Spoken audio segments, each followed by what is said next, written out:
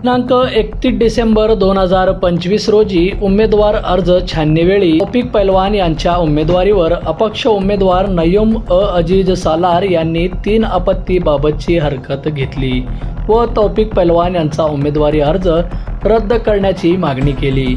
यावेळी तौफिक पैलवान यांचे वकील शेख यांनी युक्तिवाद केला की हरकतदाराने दाखल केलेले पुरावे बेकायदेशीर व बनावट असल्याचं दाखवून देऊन सदरचा पुरावा ग्राह्य धरू नये असा युक्तिवाद केला।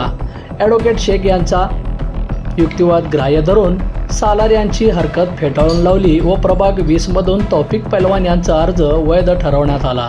मी ॲडव्होकेट रजी मुस्तफा मौला अली शेख, सोलापूर महानगरपालिका सार्वत्रिक निवडणूक 2025 या निवडणुकीत प्रभाग क्रमांक 20 मधून अनेक उमेदवारासह तौफिक इस्माईल शेख यांनीही त्यांचा उमेदवारी अर्ज दाखल केला होता। आज रोजी नाम निर्देशन छाननीकरिता तारीख नेमण्यात आलेली होती। छाननी दरम्यान तौफिक इस्माईल शेख यांचा उमेदवारी अर्ज दाखल केला होता। अपक्ष उमेदवार नय्यूम अजीज सालार यांनी 3 आपत्त्यांबाबतची हरकत घेऊन तौफिक इस्माईल शेख यांचा उमेदवारी अर्ज रद्द करण्याची विनंती केली।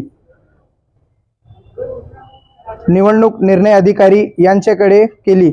निवडणूक निर्णय अधिकारी श्री पडदुने यांच्या समोर हरकतदार यांचे विधिज्ञ शरद पाटील यांनी युक्तिवाद केला। तसेच तौफिक इस्माईल शेख यांच्यातर्फे ॲडव्होकेट शेख यांनी युक्तिवाद केला।